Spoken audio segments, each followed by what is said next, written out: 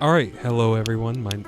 I'm Kendrick Nichols, and along with our esteemed guest at Reconstructing Christianity, or RC as we have been known across the Reformed world, and that is only by tens and tens of viewers such as yourself.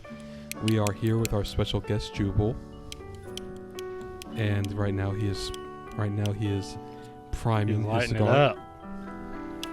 And then there's Tim, who has lost control of his lighter. Yeah, my lighter won't work. And I'll get it though. And welcome to our Christmas edition of Reconstructing Christianity. Hey, let me see that lighter. Right now, I have to warn you that I am getting down with the sickness, and that I won't be as cognitive as I usually am, even though I'm not cognitive, anyways. So, Jubal, would you like to introduce yourself? Hey, what up, y'all? I'm Jubal. I've been on before for our two-part discussion on theonomy. That was a good time. Yeah, they know Jubal. Tonight I'm just here to tell Kendrick how wrong he is about everything. Do you want your lighter back? No, I'm good. Okay. He is our resident theologian on retainer, getting a smooth 68 cents per hour. I expect to be paid in full. We will. We'll give you a whole $2 if we go for 2 hours. Probably won't though. Yeah. I would take the bonus of $2 though. All right. I don't want to go 2 hours though. It's a little past my bedtime at that point. All right, and so we will be discussing Joy to the World, a post-millennial song or not, a response to Annual. I can go down the roster for our Christmas episode. There we go. This is called a Postmil Christmas, everyone. Yes. I hope y'all are pumped. Before I break this down, maybe y'all haven't listened to our Postmil episodes, so I should probably explain what that is. Real quickly, elevator pitch. So postmillennialism, you have three views, all centered around the millennium in Revelation 20. You have premillennialism, which says Jesus comes before the millennial reign. You have amillennialism, which basically says Jesus is ruling now, but they don't interpret the millennium as literal or as having, depending on your amillennial, a physical impact. It's more of a spiritual impact. It's the already, but not yet. Yeah. And then we are postmillennialism, so we believe Jesus comes again after the millennial reign. We believe he's ruling and reigning right now. Because he is. Yeah, and then he's making his enemies a footstool. Because he is. And once he hands the kingdom over to the Father, that's when he comes. Right. Once the world has been gospelized, Christianized, whatever you want to call it. Well, I don't want to say Christianized. We can't have Christian names. Oh, no, yeah, that's true. All right. So today we have a few things on the docket, and to get y'all pumped, we're having Reconstructing Christianity's very first publicly moderated debate. It's going to be a real serious topic. It is. It's very serious. I hope y'all are ready. But a few other things we'll talk about is the song Joy to the World, Postmil. Of course. Yeah, we'll get there. Everything's Postmil. Come on. We're going to talk about the most post-mill Christmas food. We're going to argue, all three of us. And we're just going to talk about, Christmas colors. What is officially a Christmas color? Because some people have some crazy ideas. And, we'll discuss a few other things along the way, but that's really where we're at. Well, there are wrong answers to Christmas colors. Yes, there are. Yeah. Blue is not a Christmas color. You are right. You're getting ahead of us, Kenny. Yeah, calm down. Calm down. Sorry. We'll get there. So let's open this up to our first point before we get into the debate, okay? And that is Christmas a post-mill holiday? What do y'all think? I just want to start. I did jokingly say everything is post-mill, but Because it is. everything kind of is. And I mean that in the sense that certainly Christmas is post-mill because it's every year we're seeing more and more people coming to understand the Lordship of Christ. Every year we have more and more people, more and more believers, and every year more and more of Christ's enemies are being put under his feet. And so every Christmas we have something really, really great to celebrate. Not just the first Advent of Christ, but the coming second Advent, and also the joy of serving the Lord and seeing him rule and reign, putting his enemies into subjection over the course of time. Well, I think my first question would be this: is, I have to be the contrarian for everything. Of course. All right. I'm for it. So, what is the difference between, for instance, you asked me what the Postmil Christmas movie is, and I'm not going to get into that Yeah, right don't now. do it yet. We're not there yet, buddy. But I was taking the question rather seriously, Okay. and I pondered for a long time, and I said, my favorite movie is one of my favorite movies is Miracle on 41st. Miracle on 34th Street. 44th. Supposedly his 34th. favorite movie. 34th. Supposedly. Sorry, I'm Can't dealing even with a get the cold. street right.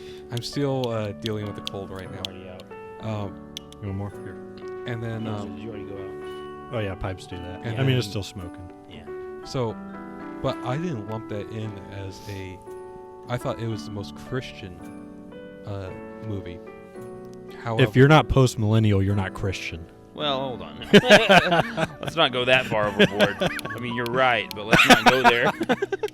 So, but I lumped it in there because of the fact that it deals with biblical themes, but also, but it's not really mentioning of the Lordship of Christ, and all that. So, what would lump it to a post-mill holiday and not just a broadly Christian holiday? Yeah, that's a great question. That And actually really is profound, Kendrick. Here- I'm proud of you. I have an answer though. So what makes it post-mill is the fact that America, and frankly the whole world, is so Christianized to an extent, not fully Christianized, but to some extent, even unbelievers recognize this holiday. Now they perverted it and everything, but Right.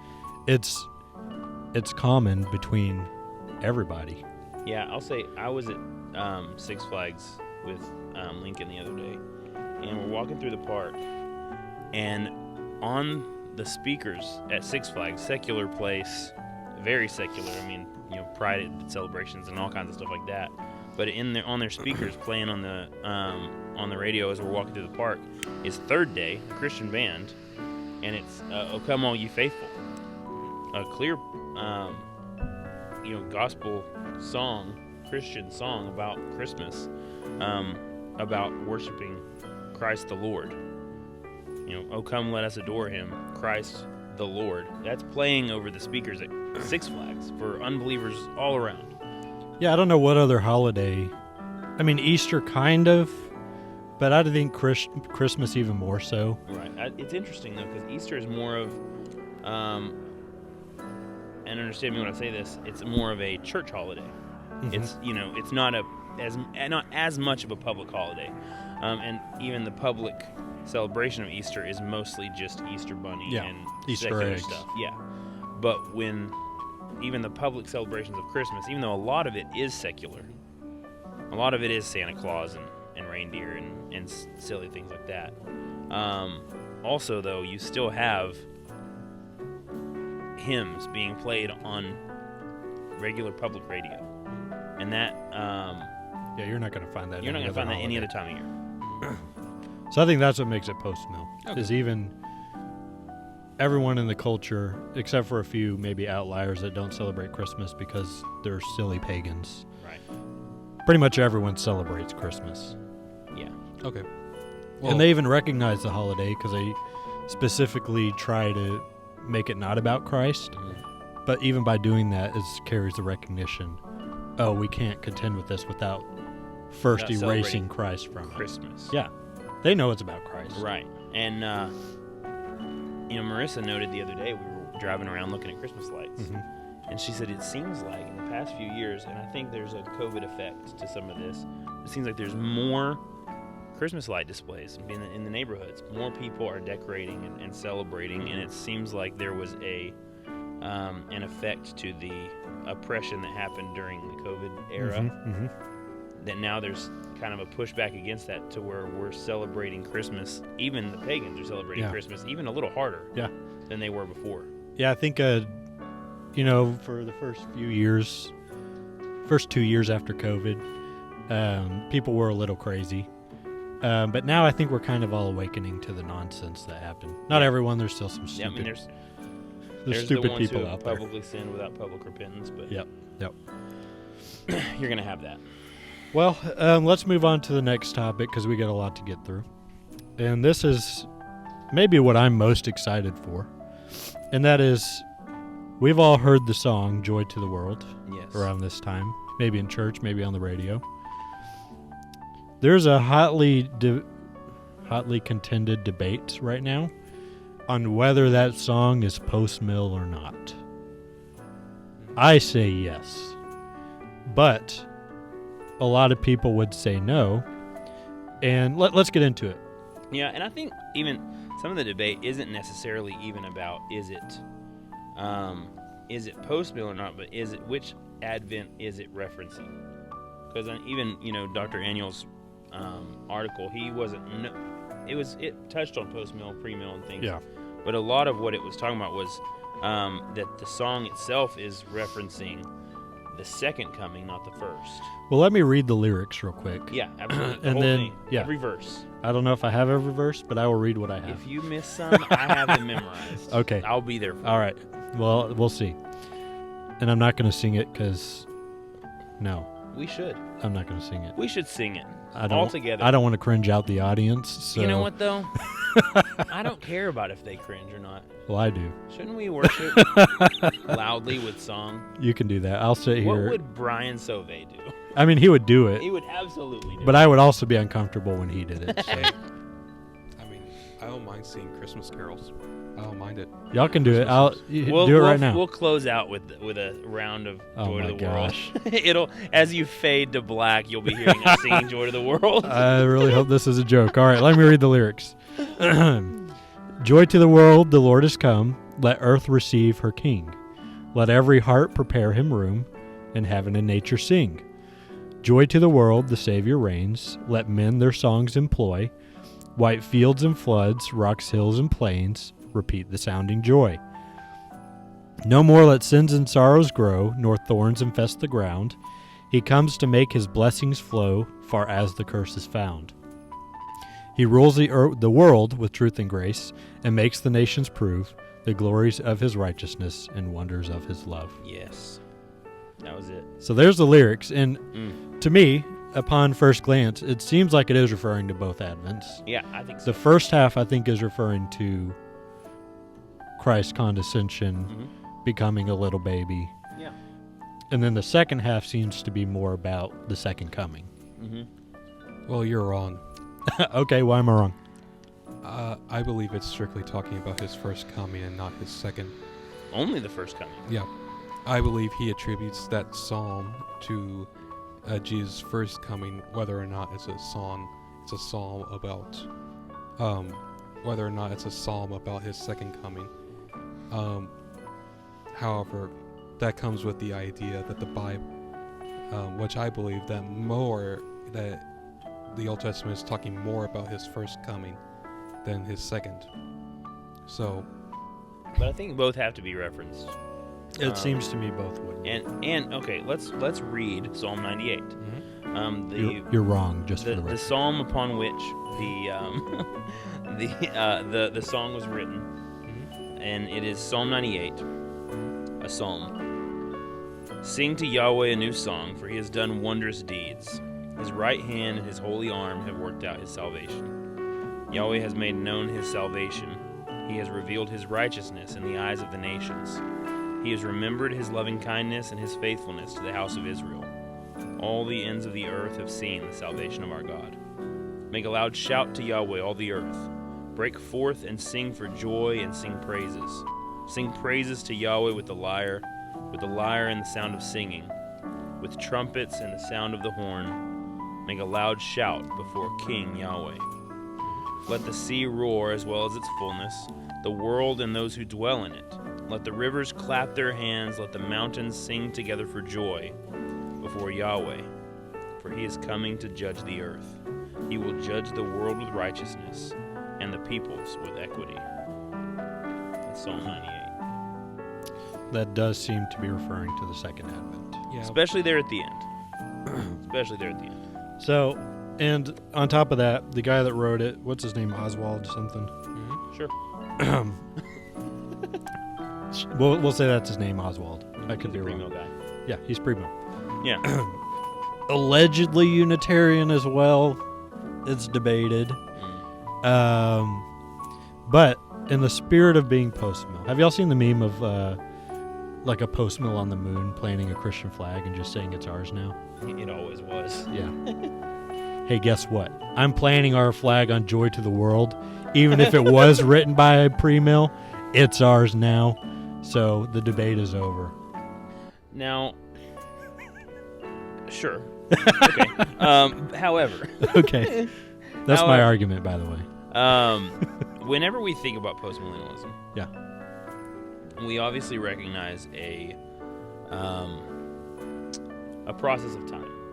Mm-hmm. Yep. We recognize that not all will be made right overnight. It won't be right now. It'll be over the course of history.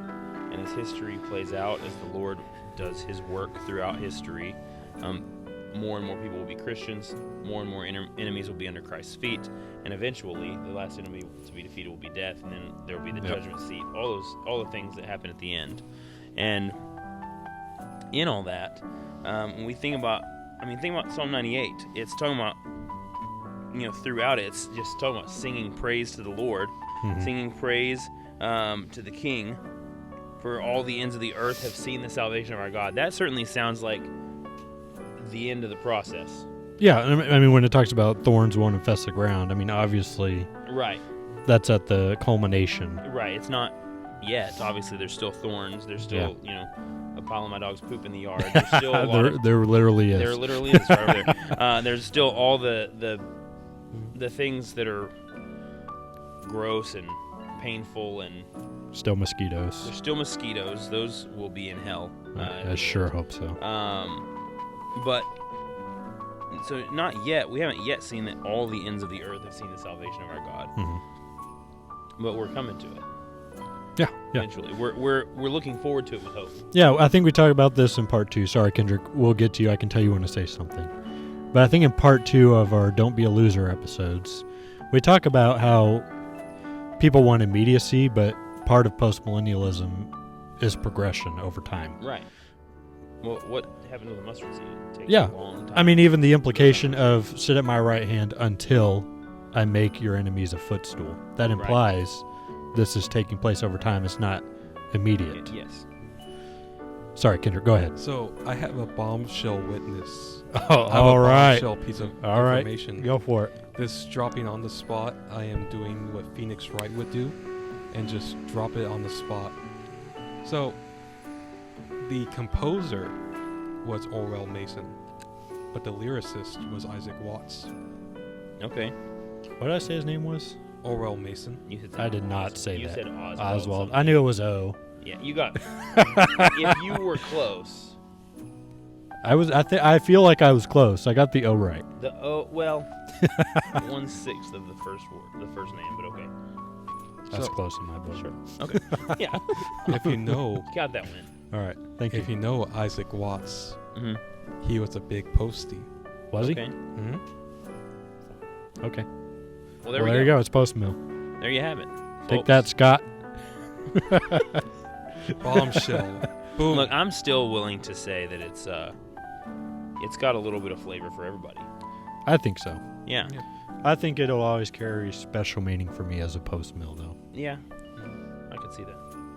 It I makes can me also feel affirm it. happy. You're affirmed. Thank you. Also, if it's just not post mill, because of the fact that, well, it's talking about very post-mill themes. Sure, yeah. Is that everyone sees it. Mhm. I mean, I saw a movie 4 Christmases. They seen it. That's true. And it's joy to the world, not joy to the church. Right. Take that, all Mills. It's it is to the world, and over the course of time, the chorus of those singing "Joys of the World" will be even greater. Yeah. Until it's everybody. Amen. All right, I think that's conclusive. I like where we landed with that. Yeah. I still like just claiming it without an argument, so. Yeah, well, you do you. All right. Here's where we're getting into the Postmil Christmas movie? yes, the interesting part. We're getting to the part where Kendrick loses a debate. We are. We'll see. You mean where I win? So, we're having our first publicly moderated debate between our two opponents, Jubal, the esteemed theologian with his cigar. I think Kevin DeYoung would say that's a huge cigar, when really it's just a normal-sized cigar. But That's about normal. in his article about Doug, he said Doug had a huge cigar. Anyways, Yeah. To be honest with you, it's kind of medium size. yeah. Yeah, it's just an In average Kevin's eyes, that is ginormous. It's a nice huge one, though. cigar. And we also have our esteemed Kendrick Nichols, our resident flamethrower. Yep. Yes. How am I a flamethrower? I don't know. I don't know. You love to be incendiary. What would you like to be? Yeah, sure. Okay. Flamethrower works. All right. Okay, good. So we're debating what is the most post-mill Christmas movie. Here, before we lay out our different sides, here's the way this debate's going to work. So each contestant will have a minute opening statement to argue for their movie. After that, there will be 3-minute cross-examination from both sides, so 6 minutes total. Mm-hmm. And then after that, there will be a minute closing statement. And then me as the moderator will choose the winner. Can we have a moment for each of us? The heck is that? It's a killer. Don't worry about it. Okay. Can we each have a moment to describe our movie in case the viewers have not seen them? I think that has to be in your opening statement. Within a minute? Yeah. There's way too much there. Okay, here. I'll give you a minute. Describe Die Hard in 20 seconds. I'll give you a minute 30. Okay. I'll take the minute 30. Let me get my timer pulled Who up. starts? So we need a coin flip of some sort. Or y'all can arm wrestle for it. There's a beer cap. Here. Flip that. Let's flip the beer cap. All right. I don't want to Here, get I'll embarrassed. flip it. I'm the moderator. I don't want to get embarrassed on camera. All right, so Kendrick beating me in an arm wrestling match would be really humiliating. the Shiner Ram is heads. The other side is tails. Okay. Who wants heads? Me. All right, here we go. You chose head so you could lose. It is tails. Yeah, I get it. So Kendrick, you open us. You have a minute 30 to explain your Christmas movie and explain why it is post-mill. All right. So, so my movie choice is Die Hard. It is a controversial Christmas film. However, I believe it to be the best post-mill movie to be the best post-mill movie because of the fact that you have a hero. You have John McClane, a hero, destroying all the bad guys, and then taking the girl who is supposedly the bride, who is his bride, and we have the destruction of the tower and him killing Alan Rickman, and then he goes, and then everything's good at the end. So, first of all, before my opponent describes his movie, I would like to know that I brought the 30 seconds. oh crap. There you go. So I would like to describe that this is a post-mill movie and not a Christmas movie. Second of all, it has the destruction of the tower. It has the destruction of his enemies. It going better until the end, where it gets better. All right. I'm pretty sure I made no sense. Yeah, I'm a little lost, but that's okay. Okay. I'll get you in cross-examination. So, and I get my 1.5? Yes, you do. Okay. So, my movie that I've chosen is Jingle All the Way. If you're you're not familiar, it's Arnold Schwarzenegger. So obviously a great choice in itself because you get that accent in a great Christmas movie. It's about a father who has neglected his responsibilities as a father to the point that now his son, who has this great toy he's wanting, Turbo Man, for Christmas, he's waited till the last minute and not gotten the toy. So the movie is the tale of him going around stores trying to find the last Turbo Man doll.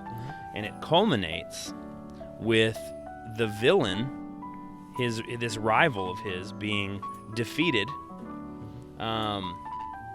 with his son getting the Turbo Man doll. And then also, though, his son showing kindness to the villain.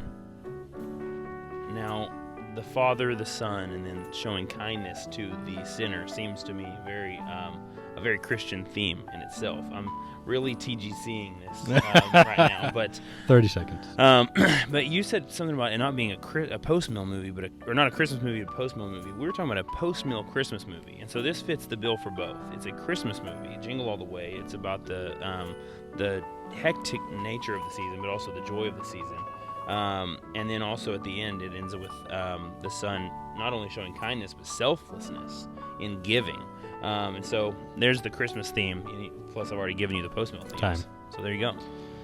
All right. So strong opening statements, allegedly. So now we will have 3 minutes of cross-examination, starting with Kendrick cross-examining Jubal's Jingle All the Way. Jubal, what about those themes were Postmil and its themes? Didn't we already cover the fact? No. Tim said earlier that if you're not Postmil, you're not Christian. So it's a Christian theme. It's a Postmil theme. Checkmate, atheist. So, what's stopping an Arminian from going like, "Oh yeah, I love those themes"? Well, the common grace is what makes the Arminian embrace the same things that the Calvinist would embrace. What about a Catholic? Would they be able to embrace those themes? The Catholics do embrace much of the same core of Christianity with a whole lot of extra biblical nonsense added in. And so yes, they would be able to embrace forgiveness and mercy. They would do it wrongly, but they would still embrace it. What about the movie? What about the movie's themes are strictly eschatological? I would be able to point the same question to you, and you won't have an answer either, because neither of them have an eschatological nature per se. Wow, that was a real politician. Sorry, But a moderator. Neither of them have an eschatological position per se. However, there is a build, much like postmillennialism, a build from despair to hope to final victory. And I think you could answer the same for yours. Well, Minute 30. Jubal, let's see, are there any preterist ideals preterist themes in your movie? I don't know that I would be able to find a preterist theme in my movie, but neither could you.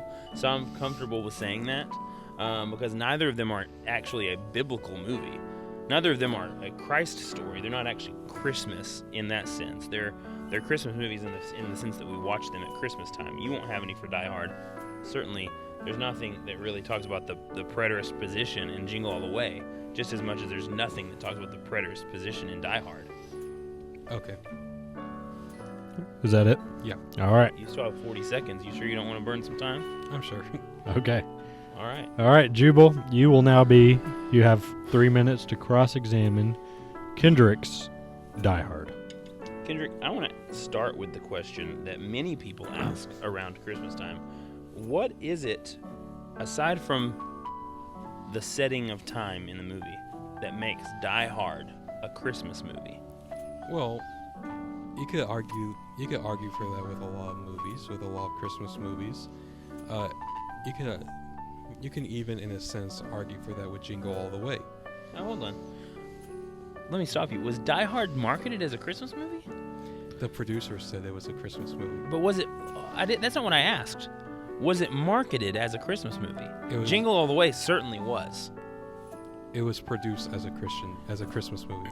You're not answering my question. Was it marketed as a Christmas movie until recently? It was produced. The producer. Stop answering the wrong question. I'm asking you a very simple question. Was it marketed as a Christmas movie? Yes or no? No, but it was Okay, produced. that's all I need. But the producer I've got said. another question now. Mhm. I understand what the producer said. Mhm. Years later, after public opinion swayed toward it being a Christmas Are you saying that you know what was in the producer's mind? I'm saying that I think they're bowing to public pressure, sure. And I'm okay with saying that. Sure, it's speculation, but so is yours. So, now, as far as the Postmil themes, you asked me if there's any preterist position to be found in Jingle All the Way. Can you point to anything in Die Hard? Yeah, destruction of the tower, which can symbolize the destruction of Jerusalem before. That is a major reach. That is such a huge reach. Because a tree falls over in Jingle All the Way. It's technically a structure that falls down. Oh, let me just really grasp at those straws, Kendrick. Find me an actual preterist position. 'Cause that's what you asked me for. What preterist themes can be found there? Not a reaching symbol, but an actual preterist theme. I think that is it, because it's the destruction of the first enemies. His what was it? It was the terrorists. But does the tower get destroyed Oh, in no. Die Hard? No, but he destroys all. He He destroys the enemy, but not the tower. Yeah, and so that's not a problem. You said destruction of the temple, I'm sorry. as if it was a one-for-one comparison. It clearly isn't. Sorry. The destruction of the Israelites. Huh. I mean, if you want to change your position midway through, that's fine. But that's not where I would go. Mm-hmm. Is that a question? No, it's just a Oh, comment. he pulled a James Is White. that a on us. question? Yeah, it's just a comment. 15 seconds. Okay, so John McClane, what about him as the hero? Can you really point to as a Postmil hero? Well, you see, he saves. Well, he has a wife that's in Nakatomi Tower. Mm-hmm. He goes and saves her from her enemies, while destroying all his enemies under his feet. All right, that's time. I gave you a little more time to answer the question. All right. That was some strong back and forth. I appreciate how fiery that got. That was my favorite part. So now you each get a minute closing statement, starting with Kendrick. I think if you analyze my position well with some thought, you would understand that Die Hard is the superior Postmil Christmas movie in this situation. I do think that there are better Postmil Christmas movies out there than that, but I think that is the best Postmil Christmas movie. I think with Jingle All the Way, you can present Christian themes with that movie, but you won't be able to allow. If I were to take all of that, then I think a Catholic, as my opponent said, a Catholic could understand it as they could take their themes and use it. An Arminian can take their themes and use it. And really, that's no different than just God's message, than God's common grace. All right, this time. All right, Jubal, you have a minute in closing. Now, Jingle All the Way, out of the two, clearly the more Christmassy of the two movies, marketed as a Christmas movie, prepared as a Christmas movie, can only be viewed as a Christmas movie. That's all it could be seen as. And also as a Postmil movie. My opponent would have you to believe that, I wanted to go there, it would have you to believe that watching Die Hard, that the Catholic couldn't find the same type of themes, and that the Armenian couldn't find the same type of themes. But certainly that's not true. Certainly the Catholic would still see the enemies being defeated and rejoice and see that, yes, Christ defeats his enemies. You would see Catholics still, and they view themselves as the true church, the true bride of Christ. They would still see Christ rescuing his bride as John McClane rescues his bride in the movie. 10 seconds. And so certainly that's not an argument, but Jingle All the Way has the theme of enemies being put under their feet. I mean, you see the minions of That's the time. bad guy. I can't think of his name. You're done. My final was terrible. I'll grant you, but it was good there for a minute. If I'd only had 30 more seconds, All I right. could have really nailed it down. Let me break down the strengths and weaknesses I've noticed in both positions before I pick a winner here. All right, Kendrick, I'll start with you since you started first. A strength I found in yours was the fact there is a strong theme of enemies being defeated. I think that's a great part of that movie. The weaknesses was, I don't think your opening statement confused me. Yeah. I don't think you adequately argued that it was a Christmas movie. And your preterist example wasn't really preterism because it was about the temple and not God destroying all the Israelites because he didn't. So, Yeah. Honestly, I see the themes you picked and I thought they were good.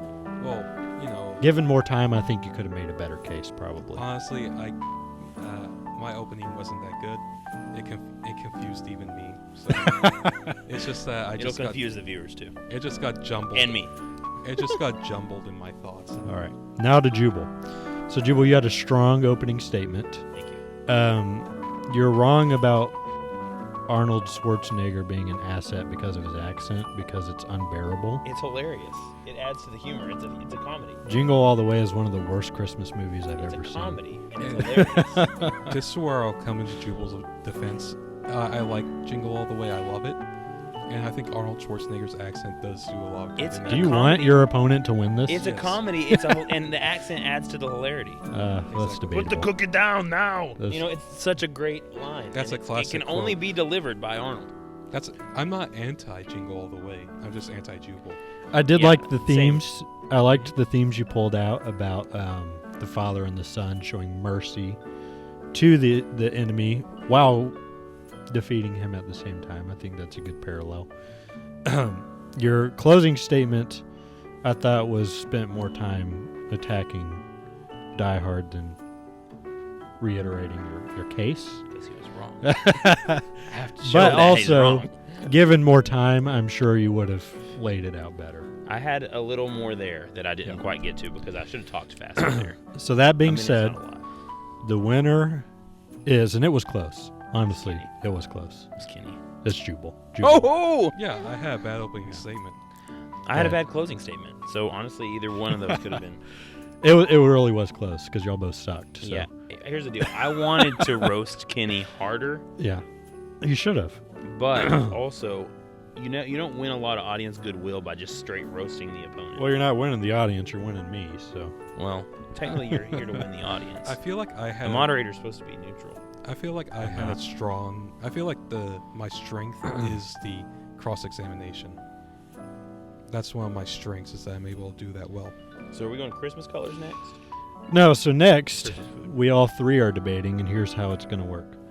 I don't We're- want to do opening statements. We're not doing that. We're not doing that. Because I So- don't have anything for this. I just have. I'm just firmly in favor of my own option. Well, there is an opening statement. You have to argue for what you're, Yeah. Okay. but it's not timed or anything. Good. so. Okay. Cool. So here's how it's going to work. We're debating the most post-mill Christmas food.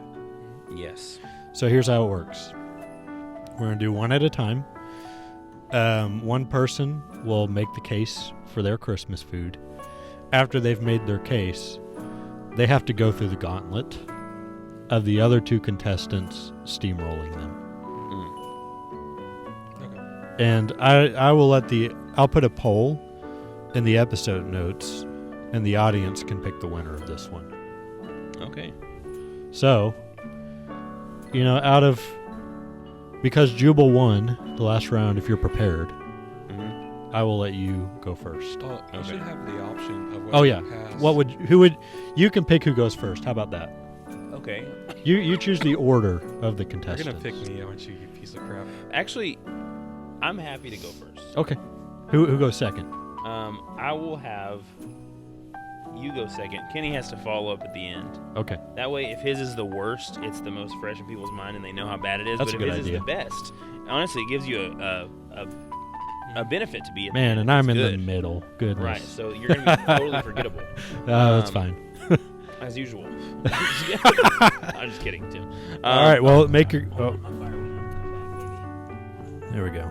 All right. All right, so make your case. Let me start by reading Matthew 13. Oh, wow. Verses 33. Well, just verse 33, actually. I know you're going to go this route.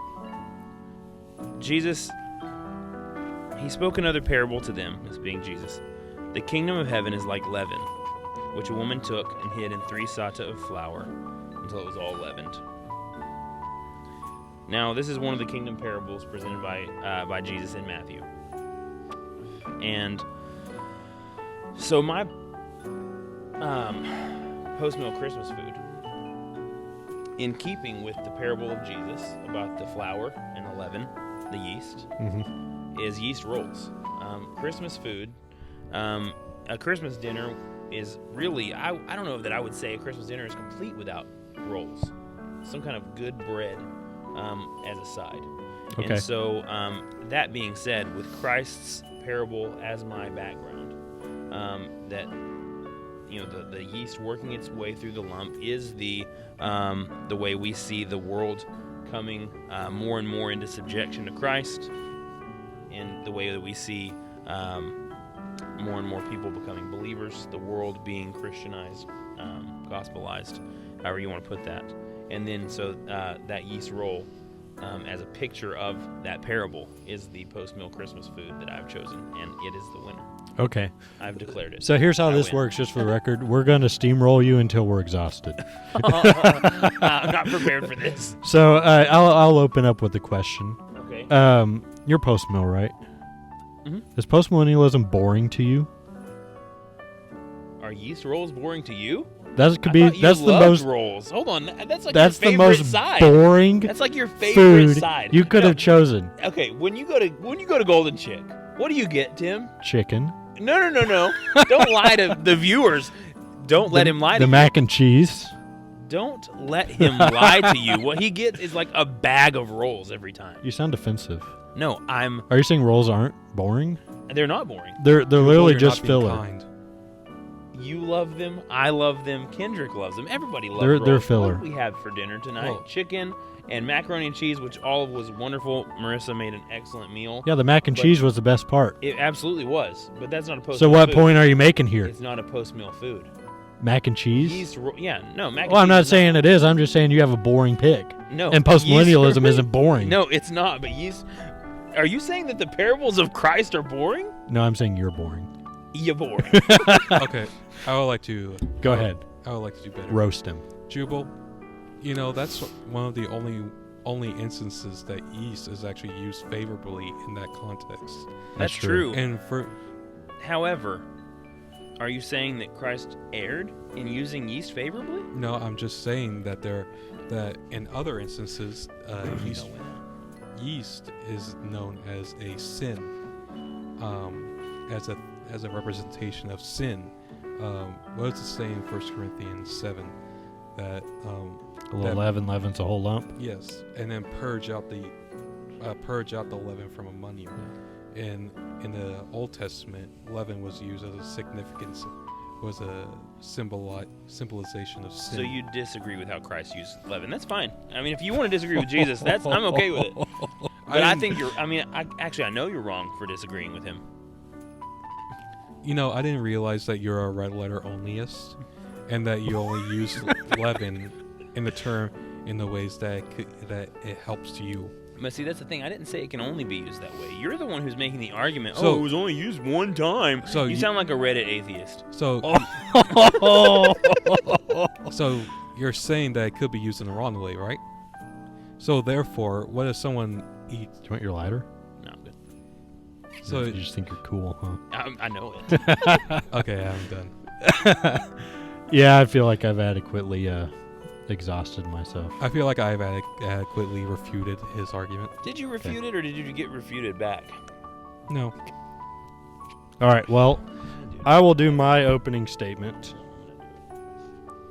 I have the lighter. It's easier. Are you using a match? Matches are better. Okay. I gotta tell you, it is cooler. We'll wait while he does this. See if he messes up. Go ahead. Oh, I did mess up. Look at that fire back. Go ahead. Come on, Tim. Oh, hold on. That's impressive. There we go. That's a man right there. All right. We do that. So I will be arguing for, as the most post-meal Christmas food, candy canes. Here's why.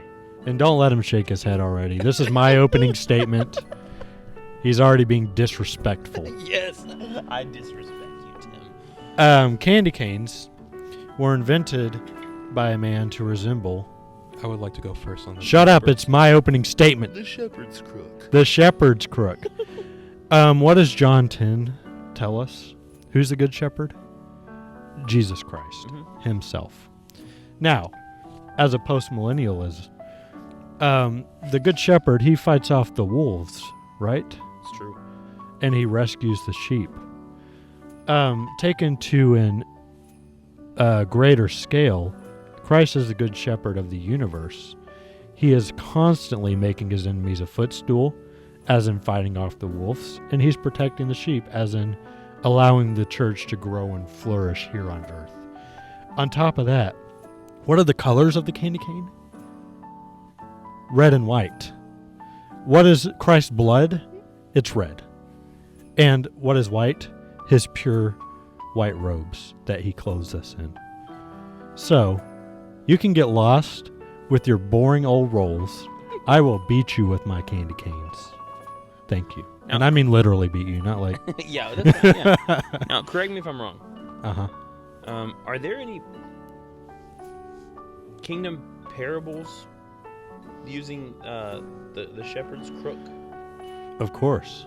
The shepherd's John crook? 10. The shepherd's is that a kingdom parable? I All think right. so, yeah. So I would argue it is. Read it. how can Oh yeah, who's not prepared now? You want me to pull up? Okay, I'll pull up John 10. I'll read it. So I ain't scared. what's the difference between? Hold on, I got to do this first because he's making me read stuff. Someone's crying. Yeah, it's Luke. He's sad. Probably shouldn't say that. I'm not. All right. Titled, I Am the Good Shepherd. Truly, truly, I say to you, he who does not enter the sheepfold by the door, but climbs in by another way, that man is a thief and a robber. But he who enters by the door is the shepherd of the sheep. To him the gatekeeper opens, the sheep hear his voice, and he calls his own sheep by name and leads them out. When he has brought out all his own, he goes before them, and the sheep follow him, for they know his voice. A stranger they will not follow, but they will flee from him, for they do not know the voice of strangers. This figure of speech Jesus used with them, but they did not understand what he was saying to them. Hold on, I'm almost done. It keeps going. Yeah. So Jesus again said to them, Truly, truly, I say to you, I am the door of the sheep. All who came before me are thieves and robbers, but the sheep did not listen to them. If I am the door, I am the door. If anyone enters by me, he will be saved and will go in and out, and find pasture. I didn't hear anything about a shepherd's crook in there. What do shepherds use? I didn't hear. I didn't hear anything about a crook. I didn't hear- Okay, hold on. Let me ask you this question. You think a shepherd, in this analogy, Jesus just isn't thinking of a crook at all. He's just thinking, oh, it's just some guy. Do you know- I mean, he said. You don't think the sheep anyone know who his heard... voice. I mean, You don't they think- know his voice. Does he need the crook? At that You point? don't I think mean, anyone who heard this parable would picture a shepherd with a You know crook? who I didn't? Do you know why I didn't hear any kingdom parables? Thank you. And How did you not hear any kingdom parables out of that? you're wrong. Okay. How are y'all even post-mill? You Y'all know, don't see this? Are you saying that is? Are you saying that this is not soteriological? This and- is Christ. Is John 3:16 soteriological? yes. Is it also eschatological? Yeah. Somewhat. Thank But, you. Somewhat. However, would you say that passage is really describing eschatology? I think that's part of it. I don't know if it's the main point, but I think it's in there. Yeah, I think that's part of it. Okay. I do think that's part of it. I mean, yeah. What's wrong with that? Whatever you want to say. You know, I thought it was going to be a big brain take, like turn upside down, it looked like J. Let me J hear for y'all. Jesus. How do y'all not see the eschatology in there? Probably because it's not really talking about an eschatological passage. You don't see Christ drawing sheep to himself and bringing them to a pasture as eschatological? I mean, I certainly think there's that aspect. but it's is not, Thank that you. the primary theme? but I it's never said it was a primary theme. You said it's a kingdom parable. Yeah. It's not. Okay. It may not Mine be. was actually a king. He says the kingdom of heaven is like leaven or yeast. Was there Yeast. was The there yeast rolls. Boom. was there even Fight me. the Greek word basilica in that passage? Don't speak in tongues here. Yeah, we're not here for tongues. None of us speak Greek. Don't act like you speak Greek. Don't you speak Greek? No, He speaks I'm learning Hebrew. I don't Oh. speak Hebrew. I thought you took. I thought I'm you, on Hebrew 1. I thought you took Greek.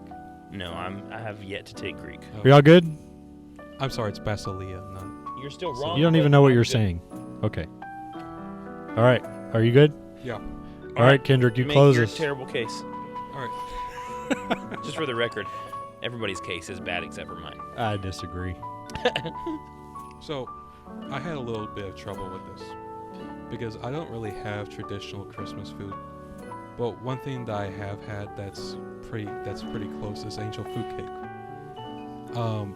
First of all, angel food. Jesus was known in the Old Testament as the angel of Yahweh. That is a divine name, and it can, and you know, in Isaiah 9, it's talking about Yahweh. It talks about Jesus being El Gibor, the mighty God, and a person who has the government on their shoulders. So I think as we're keeping with that Yahweh discussion, that angel food cake can be a good emphasis on why it is the most post-mill food there is. Are you done? Yeah. I hope you're ready to lose hard. You're going to get destroyed in the poll, buddy. Go ahead. Hold on.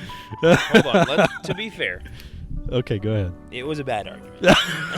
But I really don't like from the first time you told us that was what you're going to be arguing was angel food cake. I immediately disagreed, and I didn't disagree just because you said it, even though I sometimes just disagree with you on principle. It was more than that. It was an issue of, for one thing, I've never eaten angel food cake at Christmas time. I can't think of one time. I don't think I have either, just for the record. We have different types of foods for Christmas, so that alone kind of got me out, you know. Yeast rolls are just kind of, you know. Oh, shut up about the rolls. I will never. Now, I have no problem with you guys steamrolling me here because of the fact that, you know, I don't have a traditional Christmas food. Well, okay, I'm not going to steamroll you, but I do have like a legitimate question. Yeah. I do not see the connection between angel food cake and postmillennialism. I don't either. Also, on that note, I don't see how it seemed like a very large reach for you to say, well, since the angel of the Lord and the appearances of Christ in the Old Testament were considered the angel, you know, talked about as the angel of the Lord, and then you jump to Isaiah where it doesn't talk about the angel of the Lord, you just talked about the government being on his shoulders, and that's obviously talking about Christ. But in that passage, Some there's leaps no were reference. made. Yeah, big leaps and bounds. Don't you think I know this? I think here's what I think happened You had to try real hard. when you were pondering the Christmas food. Yeah. You saw angel food cake, and you saw, oh, that has angel in it. Yeah. Yeah. So That that's seems my like pick. that was the big brain moment that got you to angel food cake. Exactly. You know, I just don't have a traditional Christmas food. You can't hide behind that excuse. No, I'm serious. You know what Yeah, Christmas you're food Mexican. is. You should have said tamales. Well, that would be. You know, Catholic. people have ham and turkey and cobblers for Thanksgiving. Wait, why would you be Catholic to have tamales at Christmas? That's just Mexican. That's not necessarily Catholic. Well, that's the same thing, basically. Mexican and Catholic. All right. Well, I feel like I've hurt your feelings enough, so we can move on. My goal was not to hurt your feelings. It was just kind of a side effect that was inevitable. Do you guys really think you hurt my feelings? Kenny, I don't think I did. Because I think I'm a lot meaner to you sometimes. I can confirm. And I was a lot nicer now. So I probably didn't hurt your feelings. Exactly. Hopefully All right. I don't hurt your feelings even when I'm that mean to you. So don't forget, there will be a poll in the episode notes. Look Vote for there. me. Don't vote for Kendrick because his was literally the worst. Vote for me. I feel like you should vote for me, but All right. A vote for me is a vote for change. We have 2 more things to get to. The next one is, and this is not a debate, so if y'all don't like us arguing, here's your chance for some peace of mind. We're going to discuss what are the official Christmas colors. And this was inspired by a post I made on Facebook about there really being only 3 legitimate Christmas colors. See, I actually disagree. Well, here, I'll say, because I agree with you, actually. But the post was, the 3 colors are red, green, and white. Those are Christmas colors. They are. Mexico, baby. Whoa, whoa. Oh, I didn't even think of that. Yeah. Can we change the colors now? or- Yeah. Red, white, and blue, buddy. That's right. No, but my argument French. is basically colors like purple, orange, blue. Orange. They have no business being anywhere near Christmas. Is that an actual Christmas color? No, it's not. Well, people will argue for it, which is just silly. Orange? Well, blue, I think people will argue for blue. Here's where I would give a little devil's advocate How dare you? for multiple colors. We're Christians. Are you saying that you're a devil? Yeah. Yes. You have to be angels. That's what I said. I'm going to be the angel's advocate. Okay. Here. Fallen angels advocate. So, I find as we're driving through neighborhoods looking at Christmas lights, Mhm. we really do enjoy that. We did that, a few weeks back, a couple weeks back, and really the kids fall asleep in the back seat as we go, and then it's a nice time, and we're listening to Christmas music. And as we see a lot of these houses that have the multicolored lights, Yep. they do have the regular, the red, the greens, the whites, but they certainly also have the blues, the oranges, the yellows, Sure. purples, Mm-hmm. none of which I would consider Christmas colors. But there's a lot of beauty in those light displays. And that's fair. Something I really enjoy around Christmas time. That's fair. But the argument is, when you picture Christmas colors, what are the colors that come to your mind? I have 5. Okay, what are they? What? Yeah, I have 5. I have obviously the traditional red, green, and white. Mm-hmm. But I would add to the list of official Christmas colors gold and silver. I agree. I think those actually are Christmas colors. I Kendrick, think they fit the theme very what do well. you think? No. No on the gold and silver? He's a purist. I'm a purist. Wow. He doesn't affirm the kingship of Christ, so he doesn't like gold That's and silver. true. That's basically what he made his You see- argument about. Yeah. I'm just a person who believes that you should not knock a wall down before. Oh my gosh. He's I quoting Chesterton. don't believe in knocking a wall down before. You recognize why it was put there? Yeah. Who put the wall there? Well, it's Christians, but I don't. What Christian decided that only red, green, and white? Nicaea, obviously. Oh, okay. Wow. Can't argue with that then. Let's go. I don't remember seeing that in the creed. We'll have to reread That's it. because it's oral tradition. Oh, okay. That's another Reddit atheist argument. It's in the fine writing at the bottom. it's down there at the very bottom. It's like the Declaration of Independence and National Treasure. It's on the back. You gotta stick it in the invisible oven. ink. Yeah. You have to microwave lemons or something like that. Yeah, but when I think of Christmas, I can see gold and silver in there. Lincoln's waving from the window. There's a dog. Oh, He's fighting something. sorry guys. We're being loud. We're leaving this in. Yeah, absolutely. Yeah, I agree with Jubal. Sorry, It's true Kendrick, to you're life. wrong. No. You can't quote Chesterton unless you can adequately. And I will say the reason I say gold and silver are included is because of the kingship of Christ, because it's the time of we're talking about the coming of the King. Mm-hmm. What are the presents that were brought to him, Kendrick? Gold and myrrh. And frankincense. Sorry. I don't know what color frankincense is, Hey, just for the record. Boom. Roasted. But I know Those are gold was in spices. there. Not silver. Okay. I'm sure there was some silver somewhere. Not recorded in the Bible. You're going through extra biblical What? material. Hold on a minute. Where's the red, white, and green in the Bible, Kendrick? Yeah. Give me that in the Christmas story. Go to Luke 2 right now.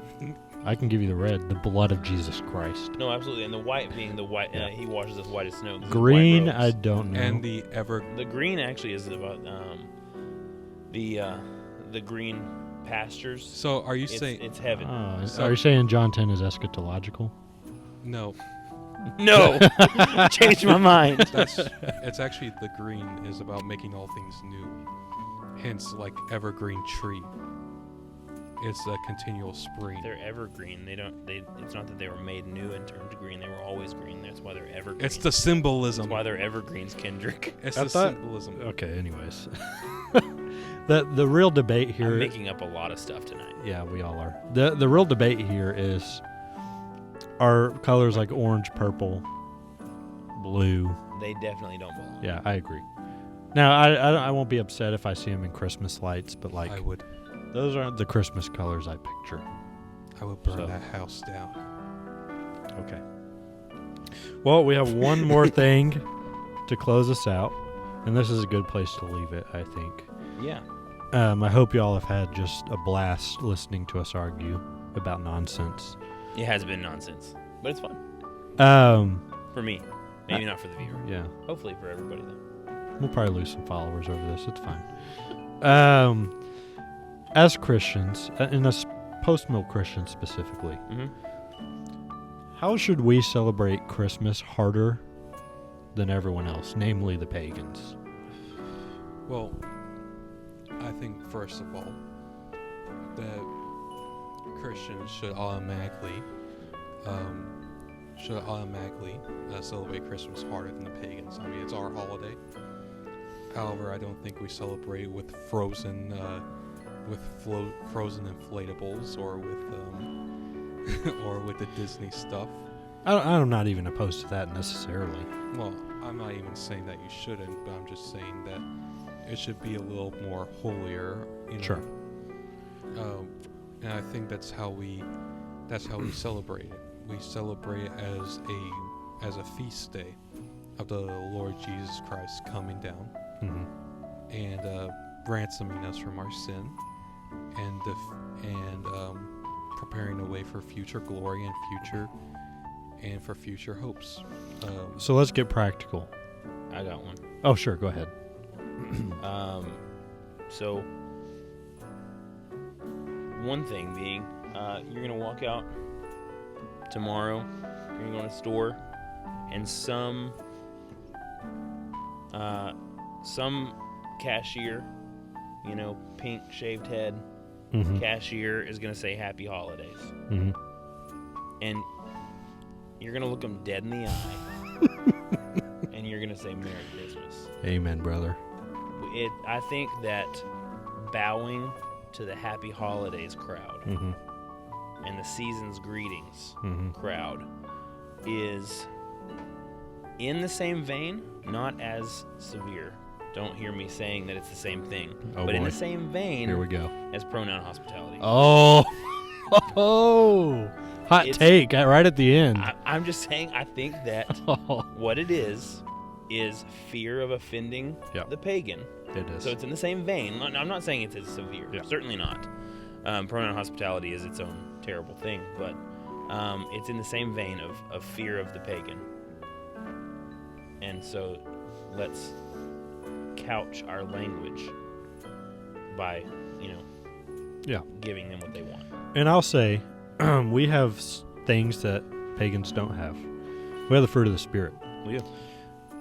While So true. the rest of the world is miserable, stressed out about money, we can actually choose as believers to not be miserable and have the joy of the Lord, which allows us to celebrate harder than everyone else.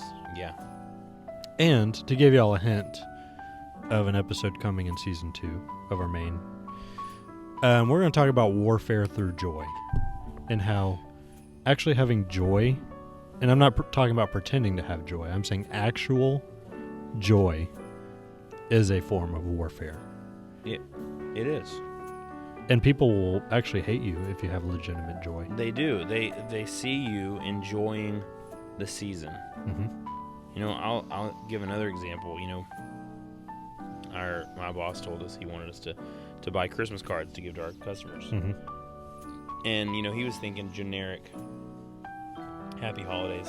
Mm-hmm. I bought the most explicitly gospel Christmas cards Amen.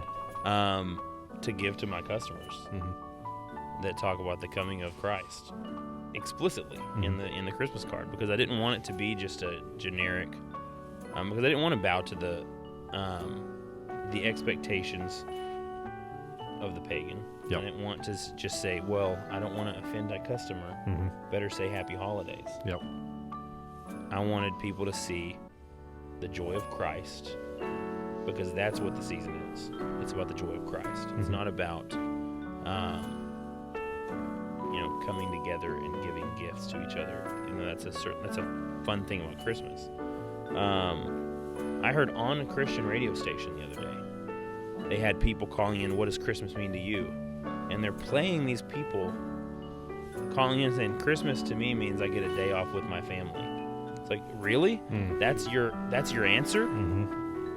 That's weak. That's weak. That's the spirit moving right there. I love it.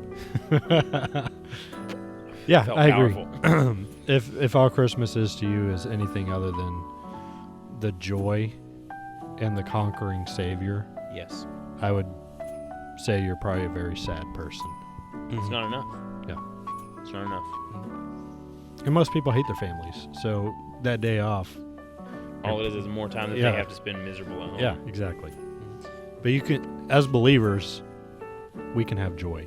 Yeah. And guess what? Even if they hate us, it's going to draw the right people to us. Right. So I think even in Christmas, while not like explicitly warring against the idols of the culture, that joy is a form of warring against things that aren't Christian. Yeah. So, Kendrick, give us some closing thoughts on this Christmas episode. Really, for me, Christmas time is the time that I get to. Christmas time is really the time where I'm more at peace because my Savior bought me and redeemed me. And really, Christmas time is the time I get to rest and just sort of let the fears of all the year just kind of float by. That's one of my favorite songs, "O Little Town of Bethlehem," Shire. In that same vein, talking about Christmas music, the joy of the season, like we said before, when else are you going to hear on regular public secular radio praise to the Lord of Hosts? You won't see it anywhere. Not anywhere else, not any other time of year, but at Christmas. Even the unbelievers are hearing the gospel proclaimed loudly on store speakers, Six Flags speakers, the radio in their car. They're hearing it all over the place. And for us, we need to be proclaiming it loudly as well. Merry Christmas. Merry Christmas. Yep. Not, Happy Holidays, but Merry Christmas. Get your Christ has Starbucks cup away from me. Oh, here we go. Why did they take the Christmas designs off the Starbucks cup? Which really I did have a problem with, but It was never explicitly a Christian Christmas display on the Starbucks cups, so honestly, to me, It's Starbucks. it's Starbucks. They're pagans. Now, if Chick-fil-A goes off and starts doing that, Oh, heck no. well, I mean, they're already kind of paganizing, but Yeah. they might have the rainbow flag on they need there. to repent. Yeah. Mhm. Well, guys, have a Merry Christmas. Merry Christmas. Yeah. Merry I hope Christmas. y'all enjoyed this episode. I had a great time, even though Yeah. I debated poorly. I think I don't think it was I poorly. think I was right At about least- everything still, but I just Well, that is debatable. yeah. At least you articulated your opening statement well. Well, just remember, as believers, this is our holiday. They can't take this from us. They may try to make this about presents, about Santa Claus. Those things are fine. But we know what it's really about. So go out there, go be with your families, and celebrate harder than everyone else. Yes. We'll see y'all next year. Merry Christmas. Merry Christmas. Merry Christmas. Oh, yeah. You can turn it off now. All right.